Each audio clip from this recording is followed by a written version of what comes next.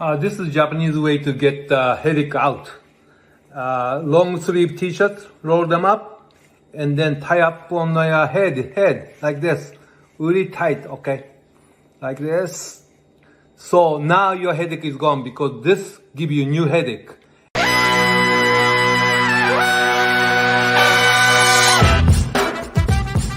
Hello, and welcome to the No Dunks Podcast, proudly a part of the Athletic Podcast Network.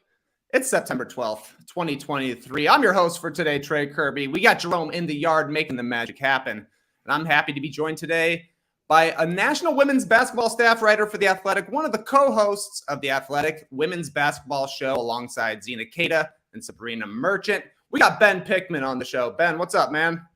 I'm doing super well. Super excited to be here. Yeah, I can't wait to talk W with you. Thank you to everybody here in the stream team joining us live today. Thanks to everybody listening to the podcast a little bit later. Like, subscribe, comment, email, engage with us. Make this show a big time hit. Ben, before we get into the playoffs, I want to talk to you a little bit about the regular season in the WNBA. Longest regular season we've ever had. We've got super teams in the W now, if I'm not mistaken. Highest scoring season in WNBA history as well. Has this been as awesome of a regular season as it seems like to me? It has been, extended games, extended season means a lot more records have fallen, a lot more incredible scoring performances. Scoring has been up, as you mentioned, a ton of triple doubles, some history in that category all throughout the league. The super teams have been as good as advertised, even though New York did take a little bit of time to get going, and the bottom of the league, the middle of the league has been super competitive too, just kind of topsy-turvy. A lot has come down to the end of the regular season, and it sets up for a really exciting playoff. So, yeah, I thought the last week was really exciting because a few teams were really trying to qualify for the playoffs down the stretch. Two teams I pull for. I'm a Candace Parker fan first and foremost, but then the Sky and the Dream were like going down to the last games of the season to see if they were going to make it. Kind of reminds me, honestly, of a Formula One season where we've got two teams really fighting for the title, a couple of good teams, and then a whole bunch of mid-carders who you don't exactly know what you're going to get from game to game. But it made for an exciting season, man. And I'm hyped for the playoffs to come around. Did you have a favorite game, a favorite moment from the regular season this year? I mean, there were a few memorable ones. I'm based in Brooklyn, so I've been around the Liberty a lot. I've seen a lot of Liberty games in person. I mean, Breanna Stewart's her first home game when she set a franchise record and career high 45 points against the Fever. Like, that's how you kick off a tenure with a franchise with a bang, right? Like, it was an unbelievable performance. It was like, oh man, now we are finally getting to watch Stewie in person. That was super, super exciting. All-Star was a great weekend, super successful, ton of fun events there. Anytime you're around the Aces and just seeing them in person, that is a treat. So those are some of the highlights for me. Yeah, I was lucky. I got to see the Aces play here in Atlanta twice, including A'ja Wilson's 53-point game. It was on a Tuesday, a school night. I got a second grader and a third grader, and I kept them in the arena until the final buzzer sounded because we couldn't miss a basket, Ben. That's the most points I've ever seen in any basketball game. That was so awesome to see the fans, the Atlanta fans, getting hyped to see A'ja Wilson go to the line and knock down free throws for the 50 and 51st point before she went on to 53. That was incredible. Yeah, that's a treat for not only you, but also your family. And keeping them out on a school night. Good for you on that. Exactly. You don't learn everything you need to know from books. I'm watching. I'm like, this is history class right here. You'll probably never see a game this exciting again. So drink it in while you can. That was fun times. And man, A'ja Wilson, an absolute bucket. But we got the playoffs starting tomorrow, Wednesday night. So let's take a quick look at the bracket here at the end of the regular season.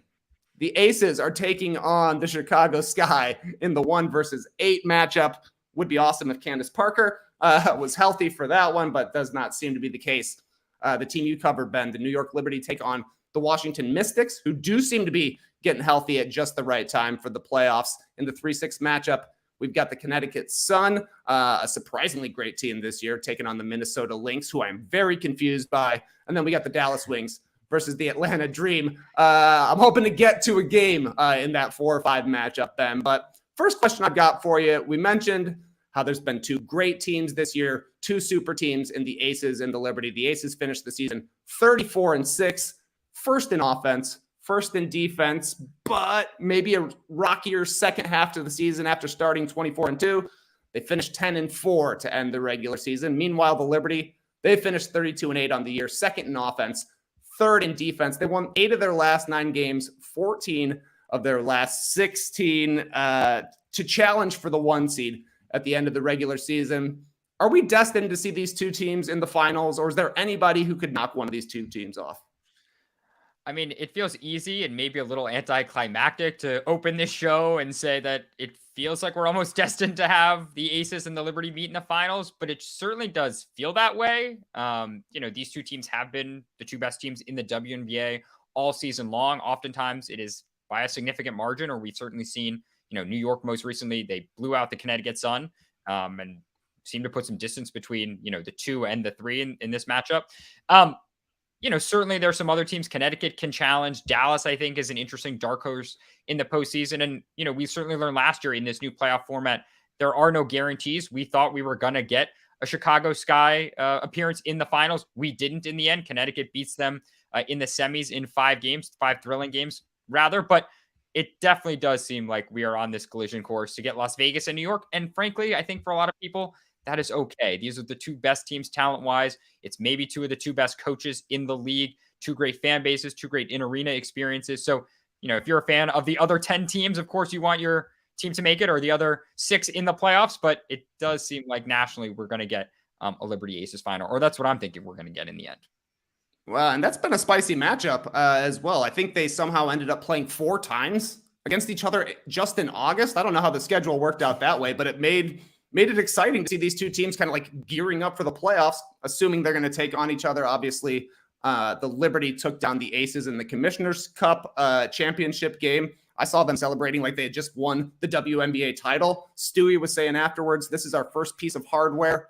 What's the biggest weakness for the Aces? Because like I said, first in offense, first in defense. I know they're missing Candace Parker, and I haven't really seen an update on her return at all, so I'm assuming she's out for the playoffs.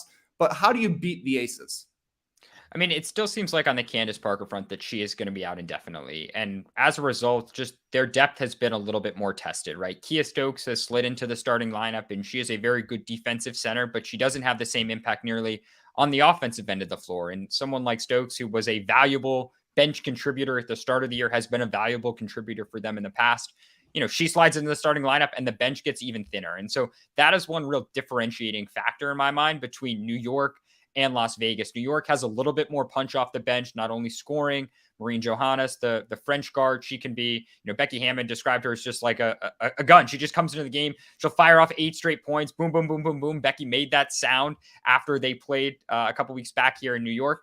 And then she checks out of the game, has done her damage, and that is her night. And New York just has other places and pieces that they plug into the lineup that I don't think Las Vegas has. So it's 2 stellar starting lineups, some of the best players in the world, but the depth is really something I think at this point is worth watching. It didn't make a difference for Las Vegas during last year's playoffs. They still had a short bench, but I think it might this time around, especially when they play New York.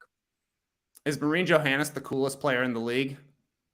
Yeah, I mean, I think she might be. Certainly she does some of the most unexpected things of anyone in the league. Chelsea Gray herself might be the best highlight machine. She's thrown some incredible passes this year. The one early in the year that was a no look that I think went super, super viral. My colleague Sabrina wrote about it, and just all the Aces players reacting about how they were so surprised that Chelsea did it. But Maureen on a nightly basis, especially on a per minute basis, I don't know how we would really quantify that stat, but she just checks in and it's like, here's a 1-legged 3, here's a no look pass, here's a dribble underneath the hoop and scoop around and, throw some pass that from an angle you've never seen before. Like, she is so, so exciting, especially considering how much or how little she plays in a game. Yeah, I'm sure she's thrown a regular pass at some point, but I think I've seen 100% behind the back passes or something that's going to end up in a highlight reel. I mentioned the Liberty really turned it on in the second half of the season. You follow the team quite closely. You're really close to Barclays Center. What changed for New York for them to go on this run in the second half of the season? I think it's a few things. I mean, I think just going back to the start of the season, not surprisingly, it took Breanna Stewart the least amount of time to kind of settle into her role. She immediately, she did everything for New York and almost was overextending herself, or was asked to score, rebound, facilitate at the start of the year because some of the other pieces they brought in just hadn't started to fit yet. Then Courtney Vandersloot started to kind of acclimate and I think figured out how to play better alongside Sabrina Ionescu, who's come on super, super strong, especially in the second half of the year, just record-breaking 3-point numbers. And then it was Jonquel Jones. And, she's a former league MVP, won it with Connecticut, was equally one of these high-profile acquisitions, was going to come in and both anchor New York's defense and also play a huge role on offense. She was a little bit slow at the start of the year coming off a foot injury. She eased her way back into training camp, didn't practice a ton back in camp, seemed to be on a little bit of a minutes restriction early on in the year, was a little slow on defense, wasn't really fitting in spacing wise on offense. And she's come on super, super strong, especially in the month of August. She's just been a double-double machine. Sandy Brondello actually tasked her after one loss at the end of July to just get a double-double every night. That she hasn't done that exactly, but she's oftentimes come really, really close. Or gotten doubles in a vast majority of their games. And so now that she is really settling in, the pieces have started to fit much better. It took a full season, and I guess we should have expected it to take a bunch of time. But now that we're here in September with the postseason, the pieces do really fit together really nicely. And that is a big reason why New York is where they are. Yeah, I'm not surprised it took a bit longer for Jonquel Jones to get going. We've seen it time and time again in the NBA when a big three comes together. The third person is always kind of the one figuring out where their shots are going to come for and trying to figure out a way to go from having the ball all the time to being, maybe more of a 1.5 option or something like that. But Jonquel Jones was absolutely dominant in that Commissioner's Cup game. I thought she just ran wild inside, and you could really feel the absence of Candace Parker in that game in particular for the Aces. So yeah, Jonquel Jones seems to be a major X factor if those two teams meet, but that's going to be weeks from now. You mentioned it a little bit. Maybe the Connecticut Sun would have a chance against either of these two teams. If I'm not mistaken, they've made 2 finals and 2 semifinals the last 4 seasons. How does this team take the next step to get past this sort of wall that they keep running into? I mean, they're running into good teams. They keep losing to good teams. They did make finals a couple of times, but they just seem maybe one piece away, something like that. It's funny that you use the wall analogy because Alyssa Thomas, when you think about her, she is like running into a wall or playing against a wall, because of her strength, her physicality. And you run into her and you immediately bounce back the way you would if you were running into a wall. But for me, it's all about guard play for them, right? Like Alyssa Thomas is going to get her. She's going to create. She's going to push the ball in transition. She's going to get steals. She's going to score on offense. But it seems like from a backcourt, if you look at the backcourt that Connecticut has, Tiffany Hayes, she is at the latter stages of her career. She can certainly still show flashes of getting to the rim, creating offense for herself. She's done that a few times throughout the regular season, but I think she had 20 games this season when she scored between 0 and 9 points. This is a former All-Star. She's turning 34 years old during this postseason, but if she can explode during the playoffs, I think Connecticut's ceiling is a little bit higher. Natisha Heidemann, another one of their guards in the backcourt. She played really well during last year's postseason, and especially in some of the biggest games, their Game 3 first-round elimination game against Dallas, Game 5 against the Chicago Sky. She played really well. I think she had 14 in that one. The contest in the finals when Connecticut beat Las Vegas, she also had double-digit scoring. So it's just, can Connecticut's backcourt give them enough of a boost to, help Alyssa Thomas, to help DeWanna Bonner out? Those are 2 players, 2 all-star players who will be reliable for Connecticut, but especially when you compare, the Connecticut backcourt to Las Vegas, Chelsea Gray, Kelsey Plum, Jackie Young, when you compare them to Courtney Vandersloot, to Sabrina Ionescu, that there is a difference there, frankly, between what Connecticut has and what New York has. That might just be the difference for now, and until that is upgraded for Connecticut, I think their ceiling kind of is what it is, at least as currently constituted. Well, third best team is still pretty good as far as the standings go. I got to ask you, I guess now, because I can't imagine they're going to have a long run in the playoffs. Is there any chance the Sky can win a game in this series against the Aces? I mean, the Sky play really, really hard. They're super competitive. Plus, Becky Hammond has actually talked about how they've given, Las Vegas some trouble this year, and certainly someone like Marina Mabry can go off. Kalia Copper, we've seen it in big moments. We've seen her star. I would bet not. My guess, Las Vegas is going to come out and just bring it. Like, they have been waiting all year for this postseason run. It is their area championship winning team. We certainly know in other sports, not that Las Vegas was complacent, because we saw them become the number 1 seed, get off to a historic start in the regular season. But the playoffs are a different animal. I would expect them to come out really fast at the start of the postseason on Wednesday night and continue to roll from there. Chicago, I think they can keep these games competitive, but I just don't know if they have the talent, frankly, to match up with the Aces for a series. Yeah, because they traded or let all of their talent from the championship team in 2021 walk away basically last season. And then they traded 3 first-round picks basically to bring in Breanna Stewart. Was this a good season for the Sky? Like I said, they made it into the playoffs the very last week of the season. They finished below 500, and now they've got their next 3 first-round picks going out. That doesn't seem right to me.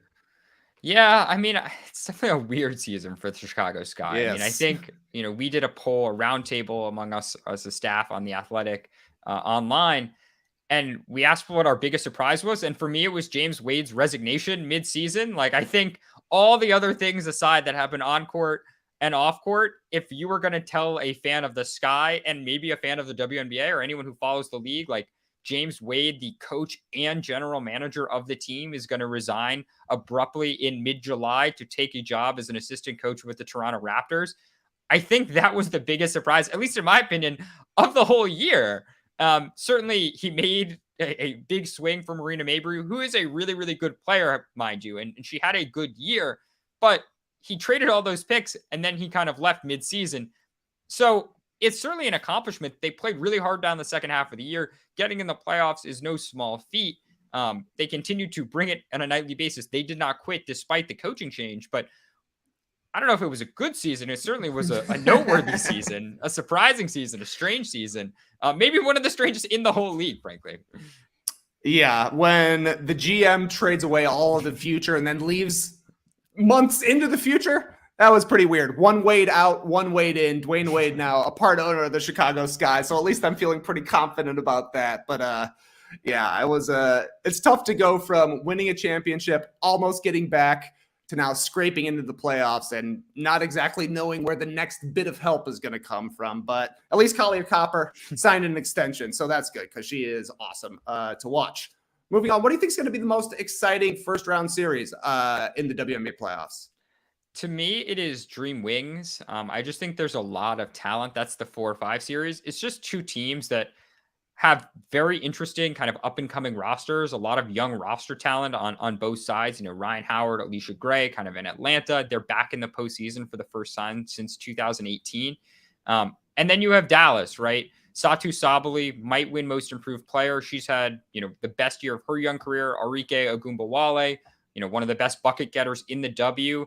And Dallas, I think, just plays one of the most interesting styles, can shapeshift like few other teams in the WNBA. Their front court is really their strength, or one of the things that really makes them so unique. I mentioned Satu Sabali, but they have Tiara McCowan, who's one of the best low post players on both ends in the league. Natasha Howard, a former defensive player of the year, also in that front court. Off the bench, they have Awa Kawir, who's one of the most kind of intriguing young players, another big who's super versatile, provides some rim protection, can also stretch on the perimeter. And Kalani Brown, who is, another force who's one of, in my opinion, on the short list of players for Most Improved. So they just throw big bodies at teams and can really frustrate them. We saw them frustrate Atlanta during the regular season that way. Dallas won all 3 games, and Atlanta, who is already a little bit mid-range happy, took more mid-range shots against the Wings than they did on average. I believe it was 4 or 5 more on average. And so we'll see how Atlanta chooses to attack Dallas. Can they get to the rim? Can they create? But for me, these are just 2 teams that have expectations, that have young talent. And it's just an interesting clash of styles. So that is the series I have my eye on. Maybe you have that as well, being in Atlanta, or you're at least hoping to get a game, you said, and see them in person. That's exactly right. I was really happy to see Atlanta work their way up to the 5 seed, because if they were playing Las Vegas or New York, I'm thinking ain't no way there's going to be a playoff game here in Atlanta. For those that don't know, the WNBA playoff format in the first round goes, the higher seeded team gets the first 2 games at home. And then if the lower seeded team wins one of those 2 games, the closeout game 3 is in the lower seeded arena. So it would be a huge game if the Dream can somehow get the series back here. But I don't know, like you mentioned, Atlanta 0-3 versus Dallas this season. And then they got absolutely smoked on Sunday in the season finale. I guess the game didn't totally mean all that much, but not exactly how you want to be going in to the playoffs against this team, but at least they're back for the first time since 2018. Make a prediction for me, though, Ben. Do you think I'll get to go to a game 3 in Atlanta? I don't think so. Uh-oh. I'm sorry. Well, show's over. Get out of here, man. I hate to hear that. We'll see. Hopefully it turns out. I will be excited to see those, and hopefully it turns out that there's a game here in Atlanta. I did want to ask you about Sun versus Lynx. How are the Lynx 10th in the league in point differential, 10th in the league in net rating, and still a 6th seed in the playoffs? This is a team I can't figure out. Well, partly it's because I think throughout the whole season, the middle of the WNBA has been so bunched that, frankly, it has come down to a couple possessions here, a couple possessions there. You know, the margins and the eventual seeding really didn't shake out the way it did until the final week, final 10 days of the regular season. Minnesota, you know, could have very well seen themselves on the outside looking in, but played pretty well down the stretch of the season. They also do have one of the 5, 6, 7 best players in the league, Nafisa Collier, and she had another great regular season. And because they have an anchor like that who can, again, create her own shot, can facilitate, can shoot it from the perimeter, can rim protect. You know, I think I had her on one of my all defensive teams as well as on my all WNBA first team. Because they have a player of that caliber, when things break down, she is able to bail them out. And I think overcome some of those statistical, the notes you had. And again, there really was not a lot separating Minnesota and Chicago. And frankly, the Los Angeles Sparks, who find themselves on the outside looking in, right? These two teams really did jockey for position. So for me, it's just about Fee and about making plays in big moments. And that's something that she has done. She did Cheryl Reeve, one of the best coaches as well. So I don't expect, though, you threw out some of the measurables, Trey. You know, they're playing Connecticut. Connecticut was significantly the 3rd best team by a significant margin compared to Dallas, and was closer, I think, to the upper echelon group. So I also expect a sweep in that one, frankly. Probably, I think the only playoff team we haven't touched on yet is the Washington Mystics, and they're taking on the New York Liberty in the first round. Any chance of an upset there? I see the Mystics are 4th in defense on the year. They've obviously got Elena Deladon back healthy. Ariel Atkins is playing. Shakira Austin, I know, is a question mark right now, but they just beat the Liberty on a buzzer beater. So that's got to give them a little confidence going in. Is that any sort of upset threat coming from Washington? I think it maybe the juiciest series or the series with the most drama kind of storylines. You know, if you were to tell someone preseason that Washington was going to play New York in the first round, I think people would be pretty surprised and something would have happened, and something did happen. Washington dealt with a lot of injuries, and that caused them to stumble down the standings a little bit during the regular season. The Mystics are not short on confidence. I think that is for sure guaranteed no matter who is on the court. We saw after they beat New York this past Sunday, you know, Natasha Cloud waved to the crowd almost to say bye. But the irony, of course, being that she's coming back because Washington is playing in New York on Friday, and then we'll play again on the following Tuesday for game 2. So, you know, it is a team that has really frustrated New York throughout the regular season. They played early in the year, the first game of the season. Washington beat New York handily, and then they won. Washington did the last day of the season. But across their 4 matchups, New York is, you know, a great 3-point shooting team. I think they shot something 37, 38, 39% during the year. They both took less threes when they played Washington. They shot it, I think, 5 or 6 percentage points worse. And they also averaged, I think, 5 more turnovers per game. And a lot of that is just because of Washington's backcourt. You mentioned Ariel Atkins, Natasha Cloud, Brittany Sykes. These are 3 players from the guard position who can frustrate anyone they play. These are all league defenders in the past. Some might make an all-league defensive team again this year. So their ability to put some of the clamps on New York's perimeter players and just be really switchable on the perimeter is one of their biggest advantages. The injury stuff is a question. New York is still the most talented team. You know, it's not crazy to pick the Mystics to upset the Liberty. Do I think it will happen? I don't. I think the talent of the Liberty is supreme, and I frankly think they took them a little while. I'm not sure how motivated they were exactly for Sunday's game, if you're going to give them some true serum, considering how early they fell behind by double digits early in that one. But it certainly is an intriguing series. I could see both games or all 3 games coming down to the final couple minutes, but I do expect New York to still pull it out. Yeah, maybe it's a classic hustler's move where you let them get a little bit of confidence before you crush them when it really matters. But yeah, let's see that bracket again real quick, Jerome. WNBA playoffs start tomorrow night, Wednesday, September 13th. We're starting with the Aces and the Sky and the Sun and the Lynx. The other two series start on Friday of this week. I believe all those are on ABC or ESPN or one of their associated networks. Other thing I wanted to ask you about, Ben, before we get into the Athletics Anonymous player poll, big time MVP race in the WNBA this season. Basically a 3-player race between A'ja Wilson and Breanna Stewart, who we talked about quite a bit. Also Alyssa Thomas. This has been an awesome race. All 3 of these players putting up historic numbers, but somehow not a toxic debate about all of these players. It seems that everybody's making solid cases for whoever they're pulling for, while also respecting the cases of everybody else. How would your ballot go when you're submitting? I mean, I would first say sometimes WNBA Twitter can get a little tense. So, I'm not going to say it was fully without just clean, healthy debate. I think it was certainly tense at times. This debate, this All-Star, this MVP race rather, it was really a matter of preference for a lot of people. Do you look at best player on best team? Do you look at best player? And maybe those are the same people, or do you look at most valuable? For me, in the end on this one, I actually slightly leaned Alyssa Thomas. Both Breanna Stewart and A'ja Wilson had historic seasons. And, as our poll suggested, and I think just from watching the games, I think Stewie and A'ja are the 2 best players just in the league, and they will battle out for MVP after MVP.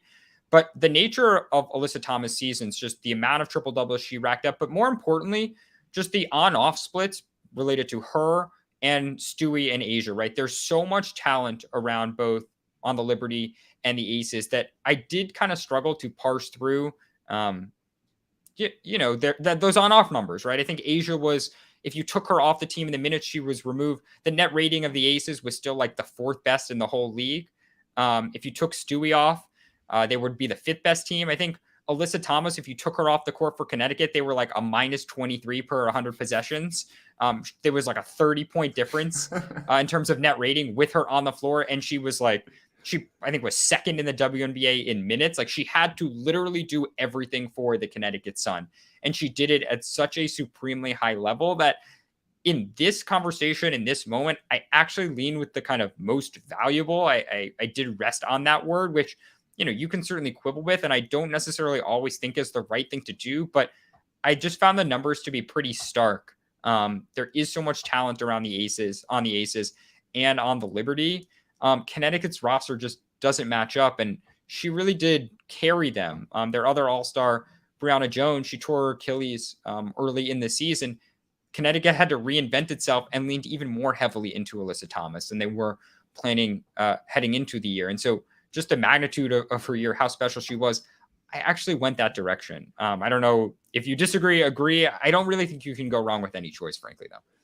Exactly right. There's like the 3 classic cases for the MVP, like you're saying, best player on best team, which would be A'ja Wilson, probably who I would choose just because I think she's the best player, even though in the Athletics Anonymous player poll, and WNBA players think it's Breanna Stewart. So that's another great case for her. And then, like you're saying, the literal definition of valuable, it's hard to argue against Alyssa Thomas. 30 points per 100 possessions better when she's on the floor. That's pretty influential. And like you're saying, they lost their 2nd best player as well. So for her to go to that level, I think is incredible. I also feel like the WNBA does a pretty good job of spreading the wealth for these awards. I don't think we've had a back-to-back WNBA MVP since the first 2 seasons in the league when Cynthia Cooper won it for the Comets. So I could see it going not to A'ja Wilson and maybe bucking that trend of the best player on the best team getting the MVP. We know those 3 will be 1, 2, 3 in some order. Who's coming in 4th and 5th? Because there are other spots on the ballot. I mean, I like Nafisa Collier's case. I think she will, find her name up there. Nneka Ogwumike also super deserving. I think those were the final 2 players on my ballot. Someone like Satu Sabali for the Wings, I think, will receive some votes. And then maybe like an ancillary piece, or not so ancillary because these are incredible players and we're talking MVP ballot, but like Jackie Young, she had a great year. I wouldn't be shocked if she got some votes, but I do really think when the voting comes out, it will be pretty bunched up between 1, 2, and 3. And then down ballot, I think it will be a little bit more distance. Much like, frankly, the WNBA regular season, right? There was a big gap between 1, 2, and Connecticut was third, but, was pretty consistently the third best team throughout the entire year. And then 4 through 12 was much more bunched together. I think we'll see something similar, frankly, in MVP voting when it's released. Awesome stuff, Ben. If you've got an opinion out there on who should be WNBA MVP, let us know down in the comments. Let us know here in the chat. We're going to take a quick break here, and when we come back, we will talk about the Athletics WNBA Anonymous Player Poll. Some good stuff. This classic episode of No Dunks is brought to you by BetterHelp. You ever find that just as you're trying to fall asleep, your brain suddenly won't stop talking? Do your thoughts start racing right before bed or at other inopportune moments? You ever start fantasizing about how much fun it would be to go from first to third on a single to right field and just exactly how you would slide into third base? Oh, yeah. Me too, hook slide. Turns out one great way to make those racing thoughts go away is to talk them through. And if you don't have a podcast, therapy gives you a chance to do that, so you can get out of your negative thought cycles and find some mental and emotional peace. If you're thinking of starting therapy, give BetterHelp a try. It isn't just for those who've experienced major trauma, but it can empower you to be the best version of yourself by learning positive coping skills and how to set boundaries. BetterHelp is entirely online, designed to be convenient, flexible, and suited to your schedule. Just fill out a brief questionnaire to get matched with a licensed therapist, and you can switch therapists at any time for no additional charge. Get a break from your thoughts with BetterHelp. Visit betterhelp.com/nodunks today to get 10% off your first month. That's BetterHelp, HELP.com/nodunks. Back with No Dunks, talking to the Athletics' Ben Pickman. Ben, you just collaborated with your co-host Sabrina Merchant on an anonymous player poll, asking a bunch of tough questions to all of the WNBA players. So I want to pick your brain on some of the most interesting stuff. We've referenced it a couple of times already. Big question: who is the best player in the NBA? And the voting shook out a little surprising to me, if I'm being quite honest, Ben. Breanna Stewart, 54% of the vote. A'ja Wilson, 31% of the vote. No surprise those two came in at the top. Onyeka Ogwumike came in with 9% of the vote, and then a couple other players got a vote as well. Were you surprised to see the gap that big between Breanna Stewart and A'ja Wilson? Almost 2-1 vote for Stewie. I was a little bit, frankly, I will say, just for context, we talked to just under 50 players, so around a third of the league. So we certainly didn't talk to all 144, or a little more or a little less, depending on who was in it at a given time. I mean, I do think part of it was just Breanna Stewart and just on a nightly basis, she was incredible. But I guess I really don't have a reason as to why I think that difference was what it was. Maybe it was just personal preference for a player playing against Stewie. When we talked to them, we talked to at least 2 or 3 players on every team, so we certainly spread it out. We tried diligently as we conducted this survey to not just have a concentration of players. Certain questions you were not allowed to pick players on your own team even, and we were clear about that when that was the context. So honestly, Trey, I wish I had a better reason. I think all-star voting will be a little bit closer than what our poll suggested in the end. And A'ja might even be MVP, but maybe it was just the personal preference of the players we talked with. I really don't have a good explanation for you on that one. Well, Stewie scored 40, 4 times, I think, this season. Yeah. So I guess there's a good chance you may have talked to the players she lit up after those games, which would probably influence the voting. Like I mentioned, Onyeka Ogwumike, Alyssa Thomas, and Jewel Lloyd all got votes for best player in the league. Onyeka came in third, and then Alyssa and Jewel also got a vote. You think there's anybody else who would be deserving of showing up in the other category at the very least? I mean, Nafisa Collier, I think, would be the other name. I think she's one of the players, if you were, starting a team, it wouldn't be unreasonable to want to start a franchise around her. We certainly see Minnesota right now building a franchise around her. But no, I mean, I think those are really the players you would target. The players that GMs would target, the players that fans would target would be the stars you mentioned. All right, that's the best player now. But another question I really liked that y'all asked was, who will be the best player in the league in 5 years? A'ja Wilson. She did come in first in the voting here, but not by all that much. 31% of the vote going for the Aces, A'ja Wilson, followed by 27.6% for Aaliyah Boston, the rookie for the Indiana Fever. Jackie Young got some votes. Satu Sabali got some votes, as you mentioned, and then a whole bunch of other players as well. What's the ceiling for Aaliyah Boston? I know she's going to win Rookie of the Year pretty easily this year. The Fever had a chance maybe of making the playoffs if things went their way more in clutch time. What's the ceiling for Aaliyah? Because she seems like she's the best prospect since Asia Wilson. Yeah, I mean, I think the ceiling is what this poll suggests the ceiling might be, that she could be the best player in the league in 5 years, if it even takes 5 years. I think she can be that good. We saw her impact almost from the jump, from her very first game, from her first few games with Indiana this year. That franchise took a ton of step forwards on court, off court. I think they're investing more than maybe they have in the past. And, you know, they have a real identity. You can see they put out a lot more, and these things matter, like a lot more social content, a lot more stuff on social media, more personality. They've really started to build around her on all facets, the way you would expect a team to build around their franchise player in so many different ways. And so I think the ceiling is, you know, what that poll suggests. I do want to, if, you know, you want to go back to that graphic or flash it up, or I can talk through it again. You know, that graphic, I think this question is one of the most interesting we did in the whole poll. And I just want to highlight two things on it. One, you know, the other, Breanna Stewart is an other on this question, but she was the best player on the other. And I think one of the reasons it jumped out to me is that I think there's this perception that she's so much older than Asia Wilson when there's really just a 2-year gap between the two. And so to see this kind of stark discrepancy between best player right now and who some players think will be the best player in 5 years, when Asia and Stewie are pretty close to contemporaries, or much more contemporaries than, say, Asia and Aaliyah Boston are. I think that was one thing that kind of surprised me as we were doing the poll, was just how few people frankly said Breanna Stewart. And again, maybe that's because of her Achilles injury also a couple of years back, and Asia obviously hasn't had a significant injury like that yet. The other thing is no college players, right?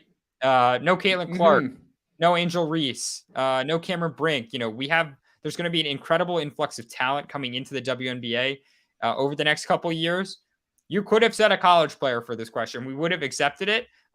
No one went that route. I think a couple people pondered it, thought about it. Maybe there is a college player I should go to, or there's so many choices, but nobody went that route, which I think was super interesting, because a year ago at this time, Aaliyah Boston was playing in college.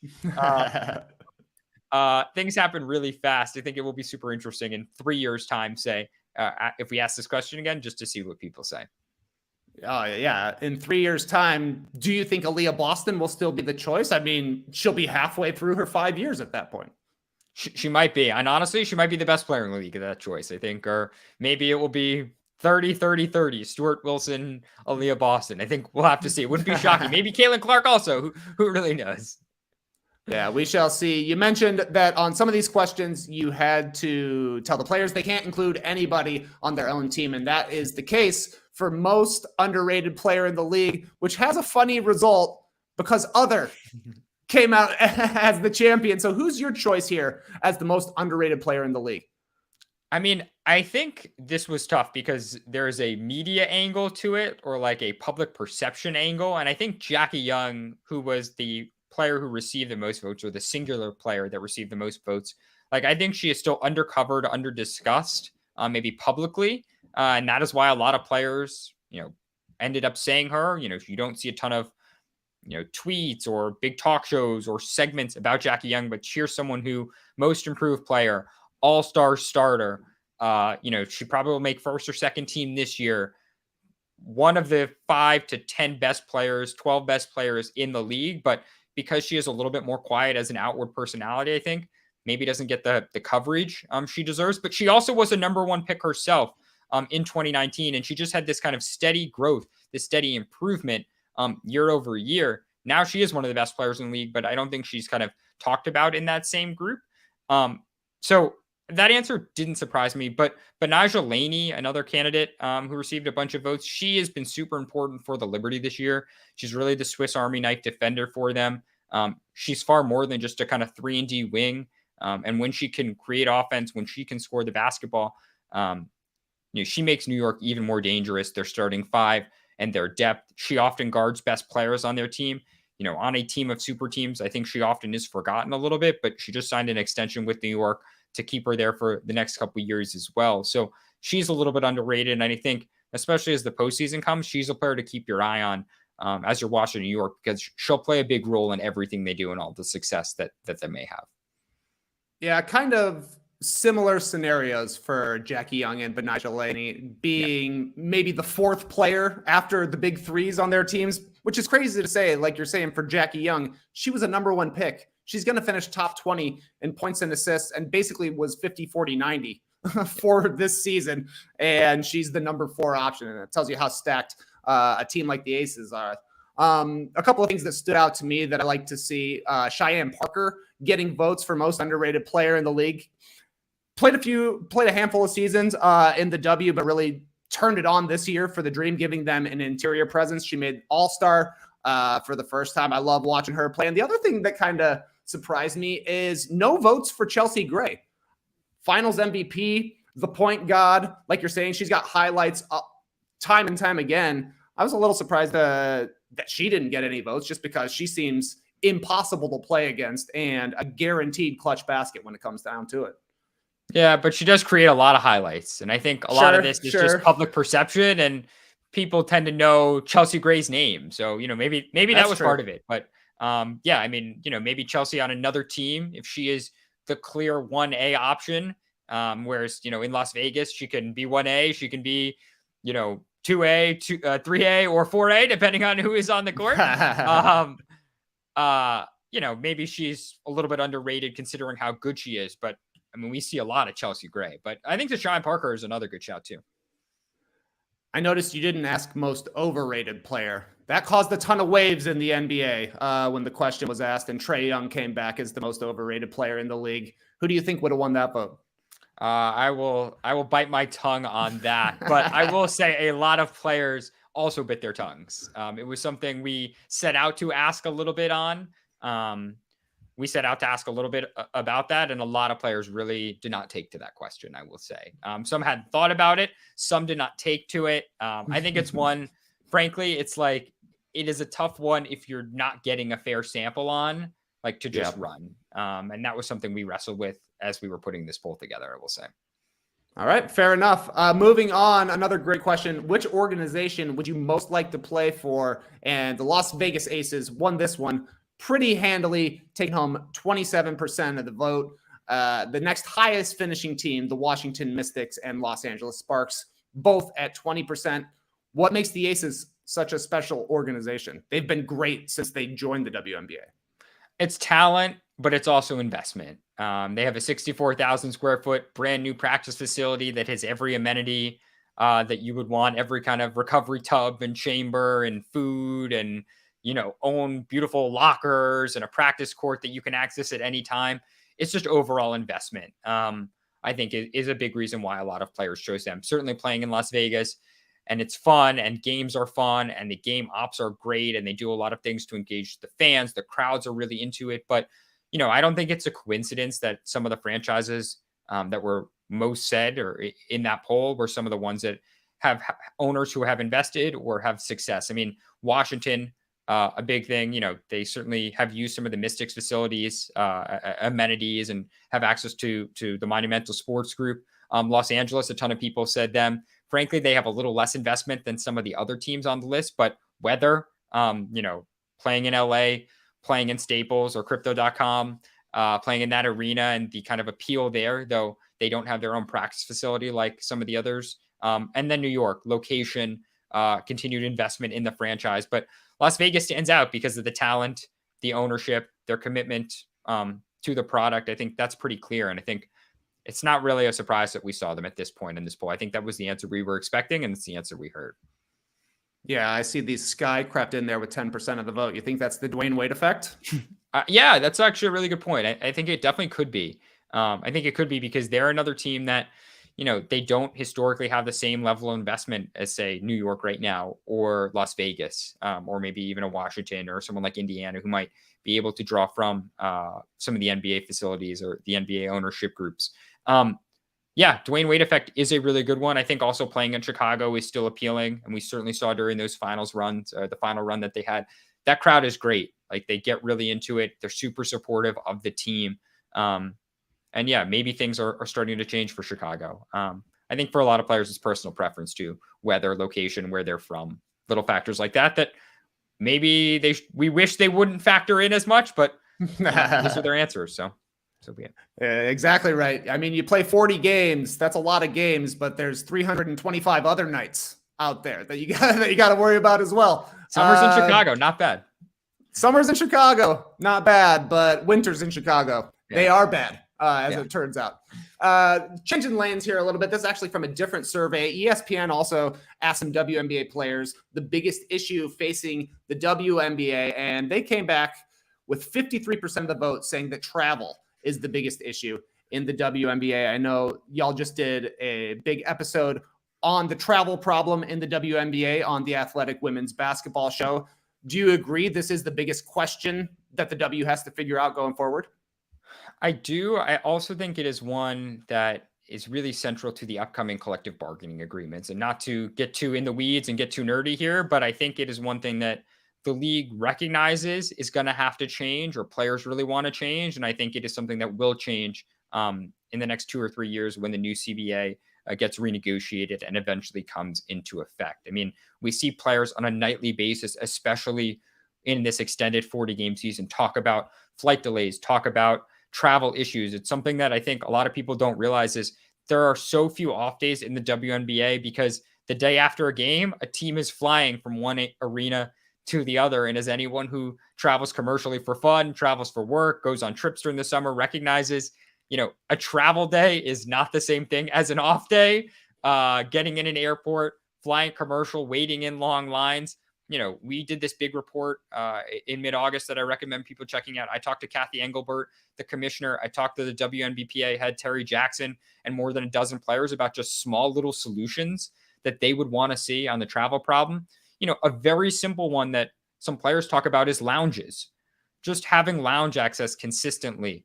Delta, American Airlines, United, being able to rest there, to recharge, to separate from the general public. Like, that is something that WNBA players don't even have when they fly commercial. The WNBPA, they launch this partnership with Priority Pass, which is a kind of, I guess, a service that provides some lounge access, but it's a mostly international service. So, there are some markets in which teams could take advantage of it, but not that many. And so, travel is going to continue to be a big topic of discussion. One other thing I would say on it before, this is a long topic and we talked a lot about it, as you mentioned, Trey, on the podcast, is the WNBPA, all they really want is choice and optionality. Like, that is the big thing they are pushing for. They're not necessarily right now saying we want charters on every flight. They just want teams to have the ability to charter as much as they can.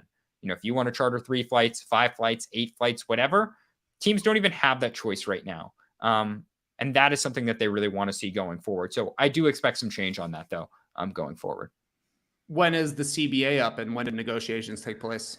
It will be basically 2 or 3 years is when the opt-out is. And it all will coincide with a new media deal coming into effect. So, I think the league is saying if we can get a new media rights deal that creates this influx of money, basically months later, we're going to see is when the CBA would be renegotiated or accepted or could be, I guess. They can always amend things and agree earlier or later, depending on what happens. But the timeline between the CBA and the media rights deal are aligned.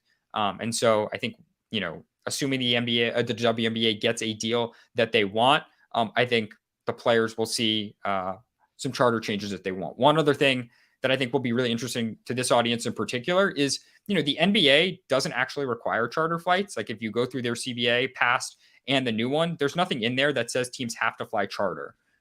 Teams are just given the option to fly charter. It's just become the standard and every team does it. And if an NBA team didn't fly charter, I think anyone would suggest they're not going to get the same level of free agents. Buyout guys are not signing with teams that are flying commercial at this point, anything like that. Whereas in the WNBA CBA, the way it's currently written, teams are really restricted. You're not allowed to book charter flights. Teams are not allowed to do that. You have to fly economy plus. And if a player even wants to fly first class, they have to pay out of pocket to do that. So that's just one really interesting kind of CBA nuance. Again, we're getting into the weeds here late in this episode, but I think it just speaks to, again, the WNBA just wanting, or the players wanting some choice as they look for this to change going forward. I think that's an easy ask, just being able to do it. And like you're saying, that would separate organizations furthermore. The teams that are willing to take charters, that are willing to invest that money, are going to be able to lure even better players. So hopefully that comes about in the next CBA, which you said will be a couple of years. I assume that's the earliest that the league could also address something from the athletic player poll, which is expansion. You asked players if they would rather expand via teams or if they would rather expand via roster spots, though they're not necessarily mutually exclusive. 58% of the vote went for expanding rosters. 42% went towards adding more teams. Which do you think is more likely? Do you think either of these happen next time around? I definitely do. I think we'd see movement on both fronts. And as you mentioned, they aren't mutually exclusive. And I think roster spots is something that I think players hope. Why doesn't it happen before CBA negotiation? Because I don't even think it would take that a full CBA renegotiation to expand roster sizes. One thing that is a little bit of a misconception is the WNBA, it often, calls itself the 144. And, there's some symbolic significance to that, right? There's kind of power of the activism, all the off-court, power that the players have kind of in speaking to social issues and political issues and using their voice. That's part of the 144 collective. But on a WNBA season across the league at a given point, there's almost never 144 players signed. Many teams only roster 11 players, sometimes even 10 players. There's something called emergency hardship contracts, which is a big thing in the WNBA and just makes things very messy and players kind of coming in and off on and off rosters at any given point. And so just expanding it to 14, 15 players, maybe it's 2 players who don't dress 4 games, but can then be activated.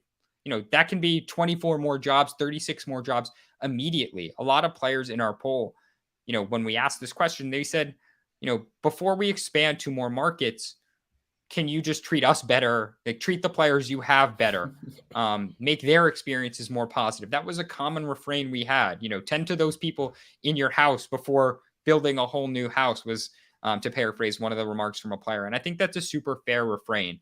And I don't think there's a reason that there couldn't be, more spots right now. I always tell people when they're getting into the WNBA or comparing a little bit the NBA and the W is watch garbage time in the WNBA, because even in a 30-point blowout game, like a team's, front runners for the 6th player of the year, the 7th best player on a team, they still have to play garbage time.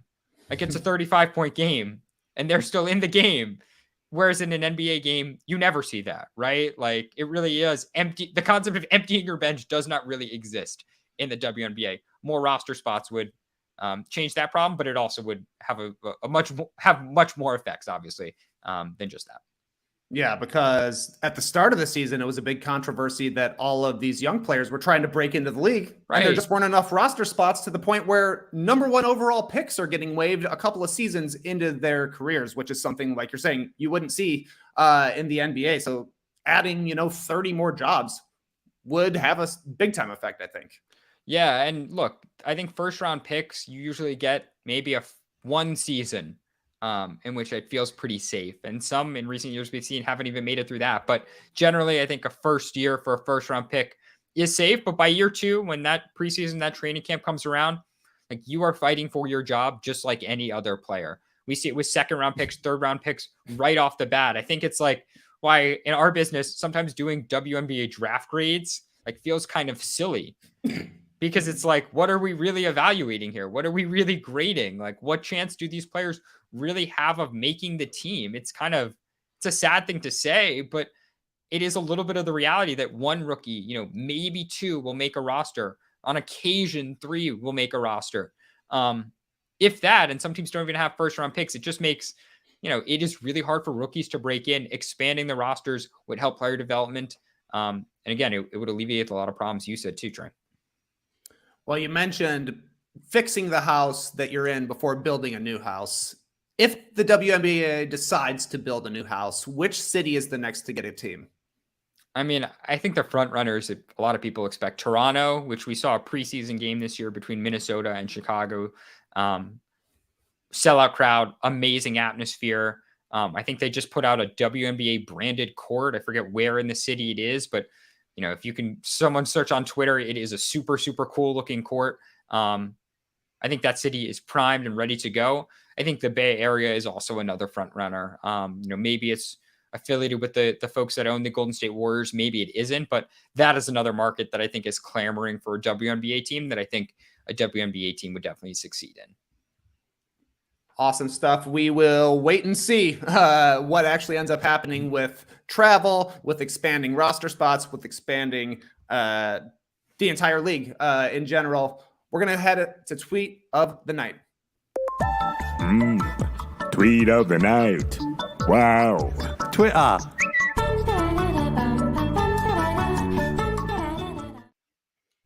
Tweet of the night, post of the night, call it what you want. Ben brought us something special. So walk me through what we got here from Ryan Howard.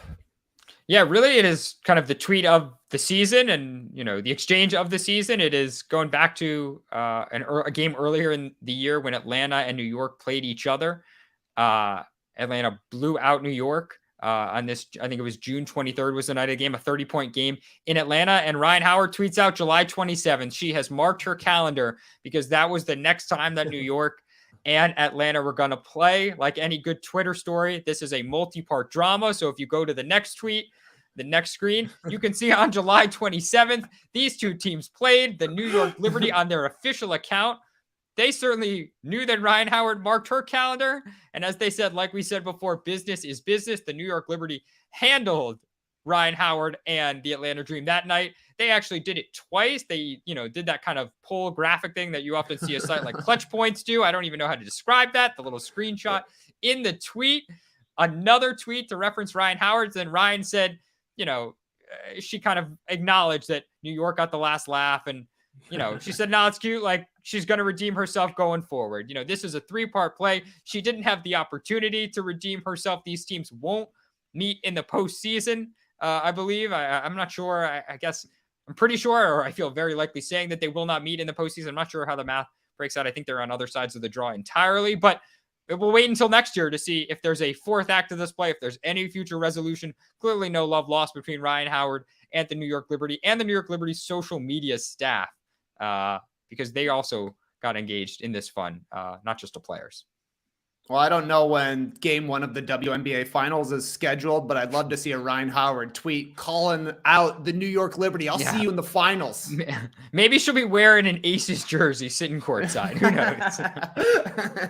Well, this one backfired, but I do know Ryan Howard is good with call-out tweets because she went to some Hawks games and she said, Trey Young, when are you coming to a dream game? He showed up to a dream game in Las Vegas, if I'm not mistaken, Las Vegas to Los Angeles. And she said, that's nice. How about a home game? And then he ended up showing up at a home game as well. So, sometimes it works. And sometimes you get beat by the New York Liberty, unfortunately. Yeah, but who's that's the spiciest? Right. Who's spiciest tweeter? It's Sydney Colson. Yeah, she would be the MVP of the whole season. I would recommend following Sydney Colson. She is a part-time comic, Las Vegas Aces guard, one of their reserves, but she is unafraid about tweeting tons of sarcasm at her at her teammates. I think on the night that Asia scored 53, she was like, 54 would have been nice. The whole team pranked her at the start of the year and pretended that she had been cut. Becky Hammond even got involved in the prank. I mean, she is tweeting at her teammates, poking fun at them. She is fully spicy. She is fully getting in the mix. She is lighting it up on WNBA Twitter, not afraid to engage. She might be the single player who is the MVP of WNBA Twitter, and that might not just be for this year, but in recent years too. What was it like on Emoji Day for you when Breanna Stewart was just tweeting out random strings of emojis and everybody was trying to crack the code? It was pretty crazy. Like I certainly didn't know what they meant. And it was one of the things that when I first sat down with Stewie in New York at the start of the season, we did an interview during training camp or as the training camp was ending. And I had actually printed out all those tweets. I recommend people reading this story on The Athletic. And I just said, decode these for me. And she at certain points was like, I'm not really sure what this one meant. Like, I genuinely don't know. I think I was just messing with people.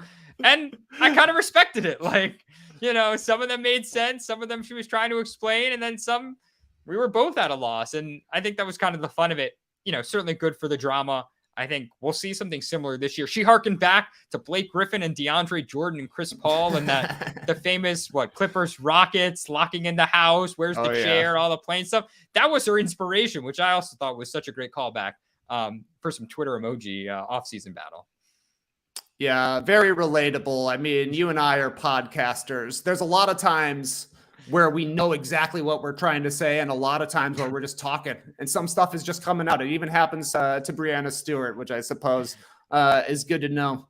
Ben, thanks so much for joining me. Tell me a little bit about the Athletic Women's Basketball Show. I know y'all are just a couple of episodes in, but I've really been enjoying it so far. Yeah, thanks a lot. It's certainly been a ton of fun so far. Basically, twice a week, we're going to talk a lot about the WNBA, much like we did today. It will be on-court stories, what's going on around the league in terms of games, previewing playoffs, previewing matchups. It will also be something we do in the college season, previewing the on-court game, what's going on. We'll also talk topics, travel, expansion, pay inequity, NIL, things like that. Last year, I was lucky enough to go abroad. I visited a ton of WNBA players overseas. That's something I think we may be able to do, or we may be doing again this year. And so we're going to talk a little bit about the WNBA offseason, overseas, international basketball, which is a really important part of the professional game. I think our hope is to just both educate, to inform, to entertain, all different breaths, not just be on court, not just be topics, not just be America. We'll sprinkle in the international flair, as I said. We hope it's just a place that you listen, you learn. We talk about women's basketball. It's been a ton of fun to do. And I think it will continue to just be a really enjoyable thing. So we hope people continue to follow along, subscribe, follow, like, give us feedback. And looking forward to it. I definitely will be. Y'all are going to be covering college basketball as well, right? Because I have to imagine this is one of the most anticipated NCAA women's seasons that's ever been. Yeah, exactly. Super exciting women's season in college coming up. Ton of talent. And we'll be doing it throughout college twice a week then as well. So Ryan, finish the WNBA season with us. We kind of started it as the postseason crunch time was going, and we'll flow right into the college season. So no breaks for us. Should be awesome. Make sure to check that out. It's called the Athletic Women's Basketball Show. You can find it on the Athletic app. You can find it anywhere you get podcasts. Ben, thank you so much for coming on, but no thank you for saying that the Dream are going to get swept. I will hold that against you until the next time we talk, which maybe we'll have to do something for the finals or something like that a little bit later on. Absolutely. I think you should just tweet out the date you want me to come back, mark it on your own calendar, much like Ryan Howard, and I'll come back to it when that time comes. I love it. We will have to talk then. As for No Dunks, Tass is back tomorrow with a new episode of No Bunts on the Athletic Baseball Show feed. And us No Dunks guys will be back next week at the latest, if anything happens in the NBA, because the biggest news right now is Boban coming back to the Rockets. Did you have a take on that one, Ben? Boban's back. Pretty surprising, honestly. Pretty surprising, but I'm excited to see that his NBA career is not over. Maybe his acting career also not over. We'll see about that. Yeah, that's exactly right. Until then, Clipper Bros. You heard it here first. Have a great time. Turn up. Love you guys. Awesome. All right, embrace the day, people. We're back soon.